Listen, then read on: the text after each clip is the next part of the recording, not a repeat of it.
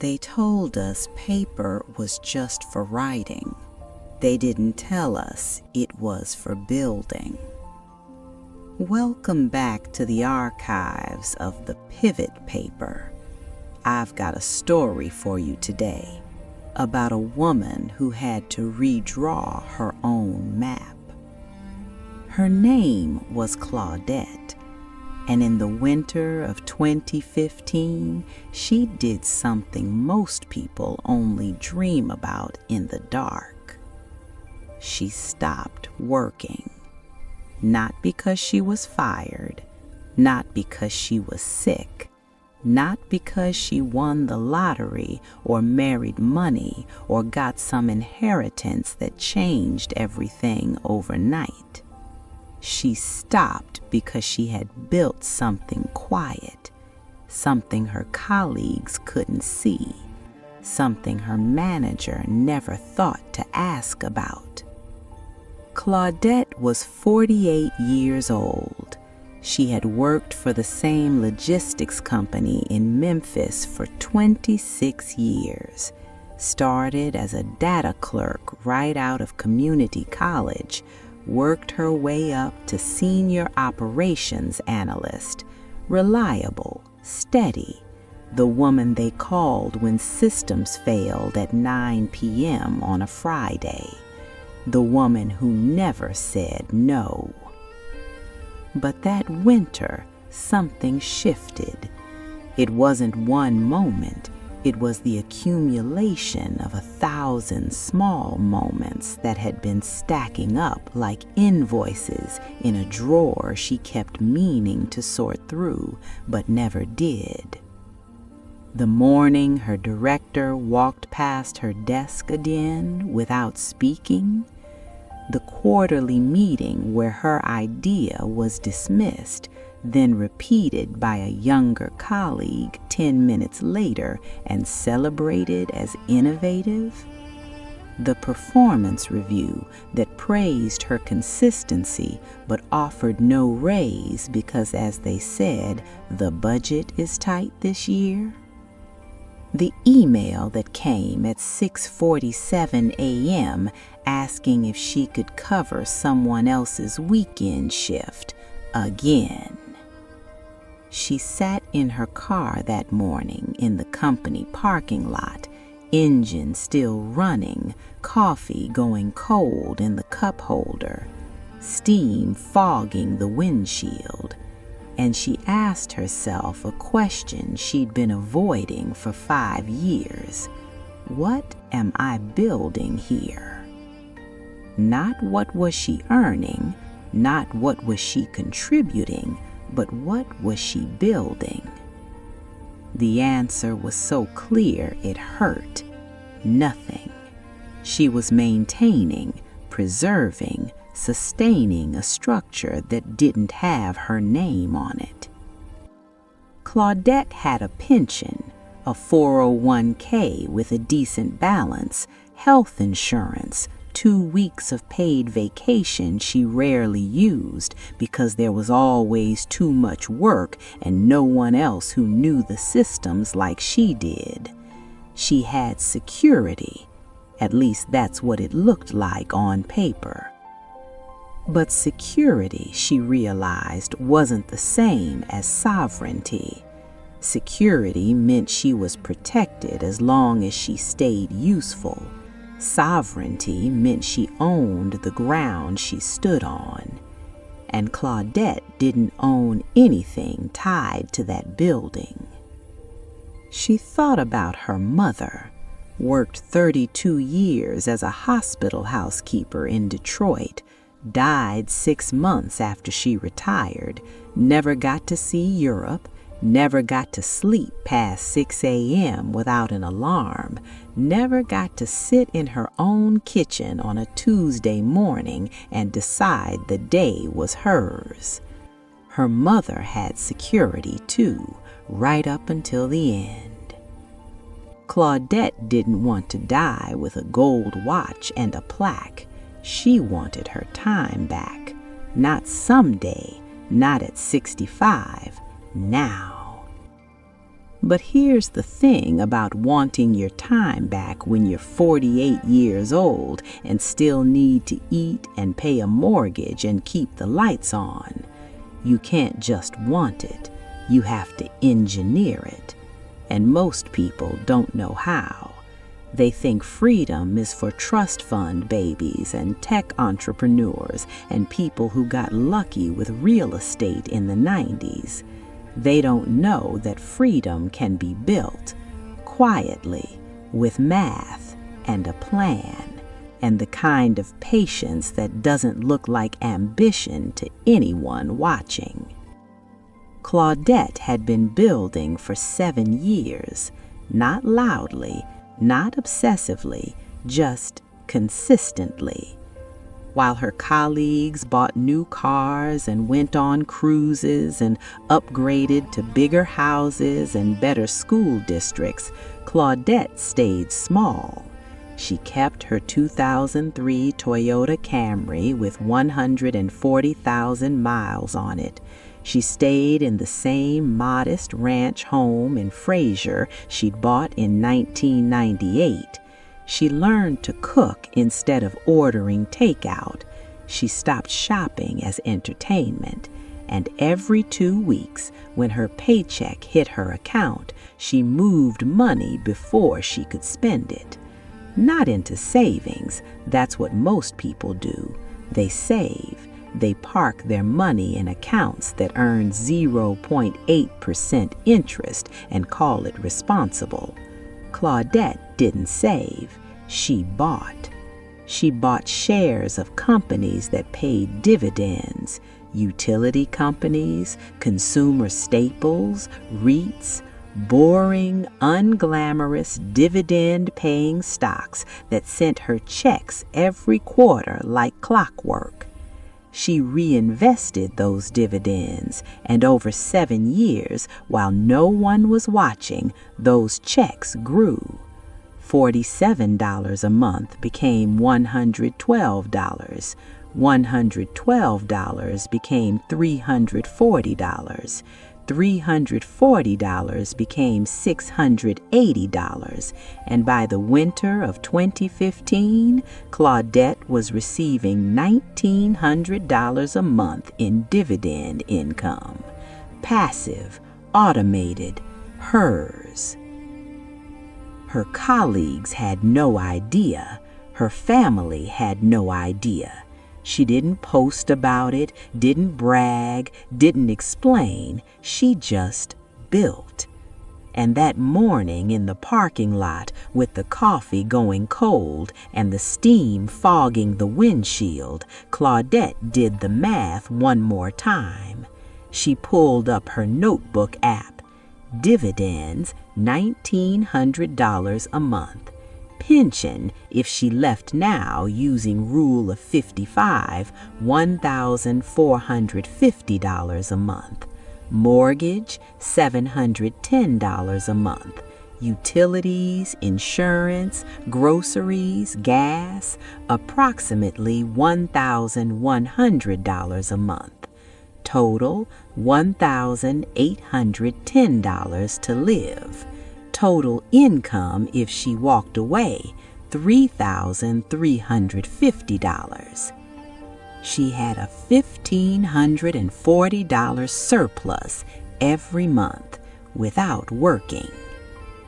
Claudette sat there for 11 minutes, staring at those numbers, feeling something she hadn't felt in years: choice. She didn't go inside that day. She called her manager from the car and said she needed to talk. And by the end of the week, she'd submitted her resignation. Her colleagues were stunned. Her manager tried to talk her out of it. "You're so close to full retirement," he said. "Just hang on a few more years." But Claudette didn't want a few more years. She wanted now. And she had the paper to prove she could afford it. To be continued. Next, the pivot no one saw coming and the financial architecture that made it possible. The thing about walking away from 26 years is that nobody believes you're serious until the paperwork is signed. And even then, they think you'll come back. Claudette's manager called her into his office 3 times that week, each conversation longer than the last, each one a variation of the same script. You're making a mistake. You're too young to retire. What are you going to do all day? That last question always made her pause, because the truth was, she didn't know yet. She just knew what she wasn't going to do anymore. She wasn't going to wake up at 5:30 a.m. to beat traffic. She wasn't going to sit through meetings where her expertise was used but not credited. She wasn't going to sacrifice her weekends for a company that wouldn't sacrifice a cost of living raise for her. But here's what her manager didn't ask. How are you going to do this? And that was the only question that mattered. Claudette had spent 7 years preparing for a question no one thought to ask, because most people don't plan their exit, they plan their endurance. They save for retirement at 65. They max out their 401k and hope the market doesn't crash the year they need it. They wait for permission from the system to finally rest. But Claudette had learned something her mother never got the chance to learn. You don't have to wait for the system to release you. You can build your own release clause. It started in 2008, the year the economy collapsed and everyone at her company was terrified of losing their jobs. Claudette watched her colleagues panic, watched them cut back on everything, watched them hold on tighter to paychecks that could disappear with one quarterly earnings call.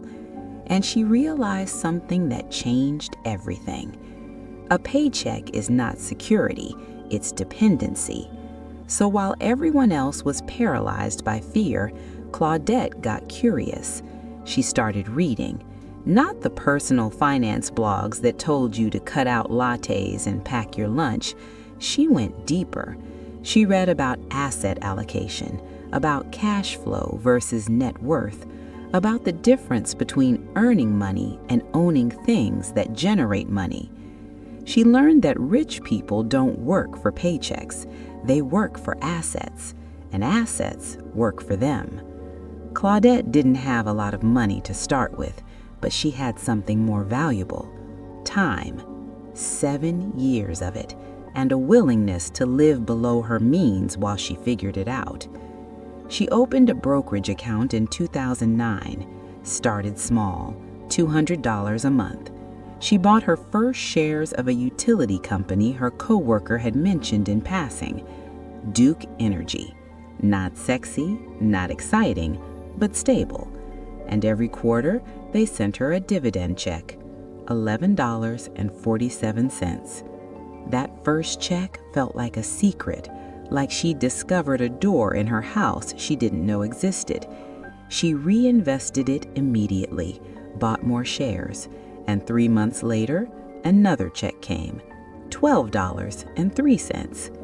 It wasn't much, but it was hers, and it came whether she showed up to work or not. That's when Claudette understood the difference between income and assets. Income required her presence, her time, her energy, her compliance. Assets didn't. She kept buying, every 2 weeks like clockwork, Procter & Gamble, Johnson & Johnson, Realty Income Corporation, companies that made boring products and paid consistent dividends, companies that didn't make headlines but made money. Her colleagues thought she was cheap. They'd invite her to lunch and she'd bring leftovers. They'd talk about their new leases and home renovations, and she'd nod and smile and say nothing about the fact that she was driving the same car she bought in 2003. She didn't explain, she didn't defend, she just kept building. By 2012, her dividend income was $340 a month.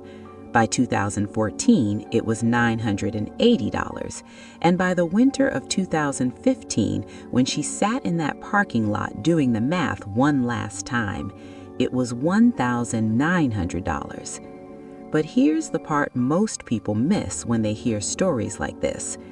The dividends were only half the equation. The other half was the pension, and the way Claudette accessed it, that's what made her exit possible at 48 instead of 65. Most people think you can't touch your pension until you're at least 59 and a half without paying a massive penalty. And for most retirement accounts, that's true. But Claudette's company had a pension plan, and pension plans have a loophole most people don't know exists. It's called the Rule of 55. If you leave your job in the year you turn 55 or older, you can access your pension or 401k funds from that specific employer without the 10% early withdrawal penalty. But Claudette wasn't 55 yet. She was 48. So how did she do it? She didn't take a lump sum. She took a monthly payout because her company's pension plan allowed for early retirement at age 48 with reduced benefits.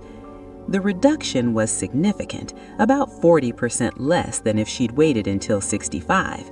But the key word is reduction, not elimination. She could still access it now.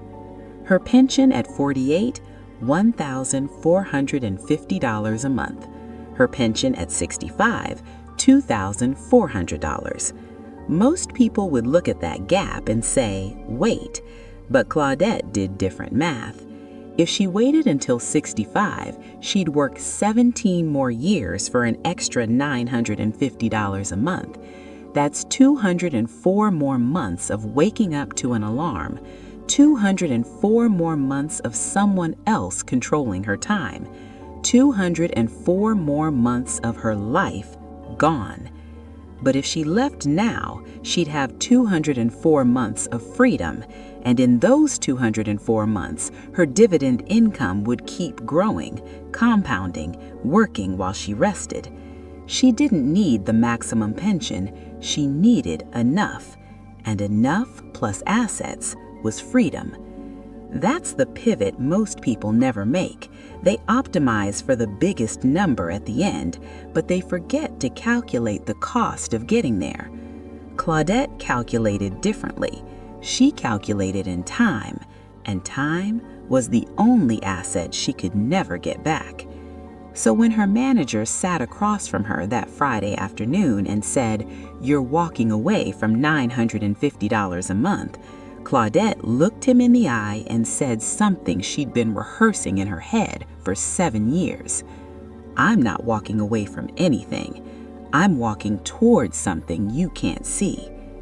He didn't understand. He couldn't, because he was still calculating in dollars, and Claudette had learned to calculate in sovereignty. 2 weeks later, she signed the paperwork. Pension activated. Health insurance converted to private coverage. Company email deactivated. Badge returned. And just like that, Claudette was free. Her first dividend check after leaving arrived on a Tuesday, $211. She sat at her kitchen table. No alarm had gone off that morning, no emails waiting, no meetings, no performance reviews. Just silence, and a check that came because she'd built something 7 years ago that was still working. She made herself tea, sat in the sun coming through the window, and felt something she hadn't felt in 26 years. Rest. To be continued. Next, the reckoning. What happened when her colleagues saw her a year later and the life she built that no one predicted. The first 3 months after Claudette left, people kept asking if she was bored yet. Her sister called every week with the same question, "What do you do all day?"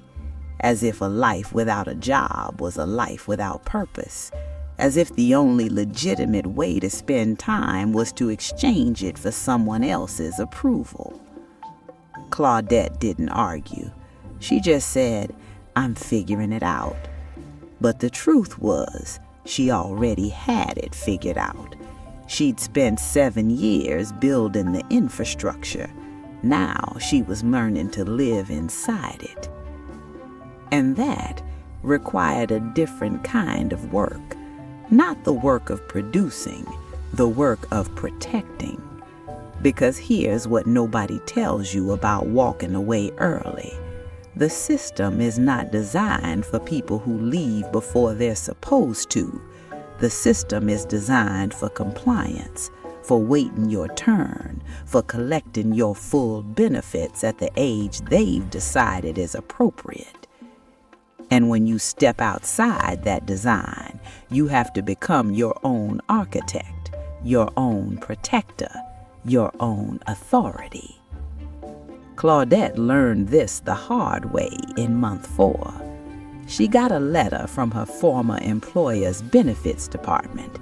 It was 1 page, bureaucratic language, but the message was clear. There had been an error in her pension calculation. She was being overpaid by $140 a month. They would be adjusting her future payments accordingly, and they expected repayment of the overage from the past 4 months, $560. Claudette sat at her kitchen table and read that letter 3 times, the grandfather clock in the hallway ticking, the rain starting to tap against the window, and she felt something she hadn't felt since she left: fear. Not because of the $560, she could pay that, but because of what it represented. The system still had authority over her, even after she'd left, even after she'd built her own income, even after she'd signed the papers and walked away. They could still reach into her life and take. That's when Claudette realized something critical. Leaving the job was only the first transfer of authority. The second was making sure they couldn't pull you back in. She called the benefits department the next morning, sat on hold for 37 minutes. When the representative finally picked up, Claudette asked one question: "Where is the error documented in my original pension agreement?" Silence. The sound of keys clicking. Then, "Ma'am, the error was in our system calculation. Your agreement is standard." "So the agreement I signed is correct?" "Yes, but..." "Then the error is yours, not mine." More silence, more clicking. Then, "Ma'am, we still need to reconcile the overpayment." And Claudette said something she'd learned from 7 years of reading contracts in fine print and the language of people who protect their own interests. "I'll need that request in writing, with documentation showing where my signed agreement differs from what I've been paid. I'll also need the calculation methodology and the name of the person authorizing the adjustment." The representative hesitated. That's not standard procedure." "Then make it standard. I'm not paying back money you incorrectly sent me based on an agreement you wrote and I signed in good faith." Claudette hung up. Her hands were shaking, not from anger, from the realization that even now, even after everything, she still had to fight for what was hers. But here's what she understood that most people don't. Authority is not granted, it's claimed. And the moment you stop defending your claim, someone else will take it. She didn't hear back from the benefits department for 6 weeks. When the letter finally came, it was 2 sentences long. "On further review, your pension calculation is correct as originally processed. No adjustment is necessary." No apology, no explanation, just a quiet retreat. because Claudette had done what most people don't do. She'd asked for proof. She demanded documentation. She transferred the burden of authority back to them. And they folded, because most of the time they're counting on you not to ask. That experience taught Claudette something she carried into everything that came after. You don't protect your assets by being passive. You protect them by knowing exactly what you own, what you're owed, and what language gives you power. She started keeping records, not just financial statements, everything. Every pension payment with the date and amount, every dividend deposit cross-referenced with her brokerage statements, every insurance premium, every tax document, every contract she'd ever signed. She kept it all in a fireproof box in her closet, and she kept digital copies in a password-protected folder backed up in 3 places. Her sister thought she was paranoid. "Girl, you're not working for the CIA. It's just a pension." But Claudette knew better. It was never just a pension. It was her sovereignty, and sovereignty requires vigilance.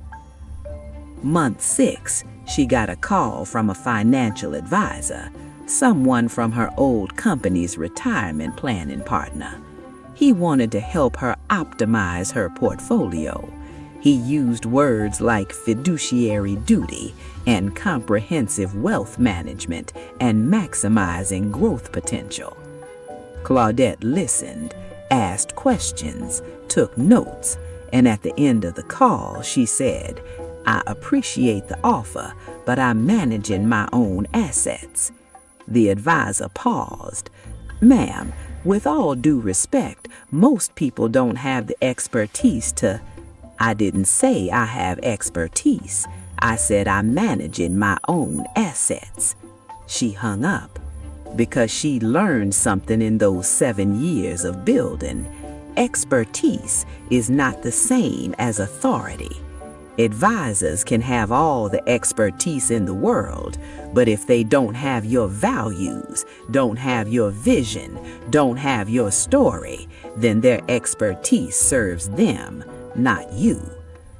Claudette didn't need someone to manage her wealth. She needed to own the decisions, to understand the mechanisms, to know that if something went wrong, it was because she chose it, not because someone else chose it for her. That's the transfer of authority most people never make. They hand their financial decisions to someone with a title, and then they wonder why the outcomes don't match their lives. By month 9, Claudette had her rhythm. She checked her accounts once a week, reviewed her dividend payments, adjusted her budget quarterly, monitored her pension deposits. She wasn't obsessive, she was intentional. And every time she sat down to review those numbers, she felt something most people spend their whole lives chasing: control. Not control over the market, not control over the economy, but control over her own response, her own decisions, her own authority. She wasn't rich, she wasn't extravagant, but she was sovereign, and sovereignty is worth more than any paycheck. 1 year after she left, Claudette ran into her old manager at the grocery store. He looked tired, older than she remembered. He asked how she was doing, and she said, "I'm good, really good." He nodded, smiled, and said, "I wish I could do what you did." Claudette looked to him, this man who tried to talk her out of leaving, this man who told her she was making a mistake, and she realized he wasn't her enemy. He was just still trapped in a system he thought was protecting him. She didn't say, "You can," because the truth is, he probably couldn't. Not because he didn't have the money, but because he didn't have the vision. And vision is the first transfer of authority. To be continued. Next, 5 years later, the legacy Claudette built and the call she's making to the women still sitting in parking lots, doing the math. 5 years later, Claudette is 53, and she's never gone back. Not to the company, not to the parking lot, not to the version of herself who thought security and sovereignty were the same thing. She wakes up when her body is ready. No alarm, no panic, no dread about what's waiting in her inbox. She makes her tea slowly, sits in the sun that comes through her kitchen window, and she does something most people never get to do in their 50s. She decides what her day will hold. Some days she volunteers at the community center teaching financial literacy to women over 40. Some days she tends her garden. Some days she reads. Some days she does nothing at all. And that nothing is worth everything. Her dividend income is now $2,680 a month. She didn't touch the principal. She just let it grow, reinvested, compounded, worked while she rested. Her pension is still $1,450 a month. She's still in the same house she bought in 1998, still driving a car that's older than most people's careers. But she owns her time, and time is the only asset you can't buy back. Her former colleagues still ask her sometimes when they run into her, "Do you miss it?" And Claudette always pauses before she answers, because the truth is complicated. She doesn't miss the work. She doesn't miss the meetings or the deadlines or the performance reviews, but she does miss the women. The ones who are still sitting in those parking lots, still doing the math, still wondering if freedom is possible. That's why she started teaching. Not because she wanted to be a guru, not because she thought she had all the answers, but because she knew something those women needed to hear. You don't have to wait for permission to build your own exit. She tells them what she learned, not in lecture form, not in bullet points, but in story.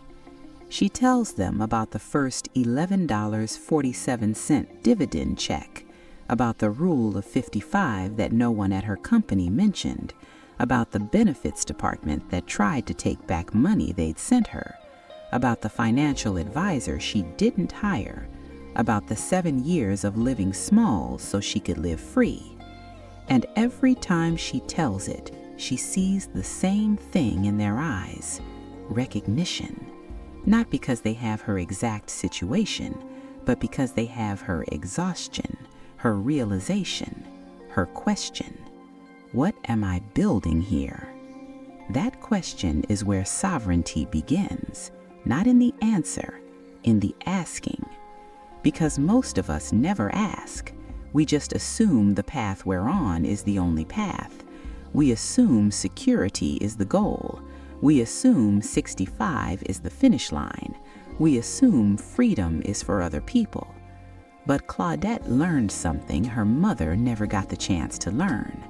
Freedom is not a destination. It's a structure. And you can build it quietly with math and patience and the willingness to live differently while everyone around you lives the same. She's not famous, she's not on magazine covers, she's not managing millions, but she's free. And freedom is the inheritance she's leaving. Not money, not property, but proof. Proof that a Black woman with a modest income and no trust fund and no lottery win can engineer her own liberation. Proof that the system's timeline is not the only timeline. Proof that sovereignty is not reserved for the wealthy. It's available to the intentional. Last month, one of the women from her class sent her a message. She just opened her first brokerage account, bought her first dividend-paying stock, $100. Not much, but it was hers, and it was working. Claudette cried when she read that message, not because $100 would change that woman's life overnight, but because it was the beginning of a structure, a foundation, a transfer of authority from the system to herself. And that is legacy, not what you leave behind when you die, but what you build while you're alive that teaches others they can build too. Claudette sits in her study now, the mahogany desk her grandmother left her, the grandfather clock ticking in the corner, rain tapping softly against the window. And she thinks about all the women who are still in those parking lots, still sitting in their cars, still doing the math, still wondering if it's possible. She wants them to know it is. Not easy, not fast, not glamorous, but possible. You don't need a windfall. You don't need an inheritance. You don't need someone to save you. You need a plan and the courage to live it, even when no one else understands. Claudette is 53 now. She has at least 30 more years, maybe 40, and every single one of those years belongs to her. Not to a company, not to a manager, not to a system that tells her when she's allowed to rest. She bought those years back, one dividend at a time, one strategic decision at a time, one transfer of authority at a time. And if she can do it, you can too. The paper that set Claudette free wasn't a lottery ticket. It wasn't an inheritance. It wasn't luck. It was a brokerage statement, a pension agreement, a dividend deposit slip. It was proof that she'd built something, and proof is power. So if you're sitting in a parking lot right now, if you're staring at a screen wondering if there's another way, if you're tired of trading your time for someone else's approval, know this: there is another way, and it starts with a question. What am I building? Not what are you earning, not what are you surviving, but what are you building? Because freedom is not about how much you make, it's about what you own, and ownership starts with a decision. Claudette made hers at 41 and walked away at 48. When will you make yours? It's time to stop being a guest in your own life and start being the architect. Sign your own pivot. Subscribe to the paper. Legacy is not what we leave behind. It is what we put in place. You have heard the story. You have seen the pivot. Now the drafting table is yours. If you are ready to move from equitable interest to legal sovereignty, join us in the vault. Secure the paper. Protect the lineage. I am the asset architect, and this is the pivot paper.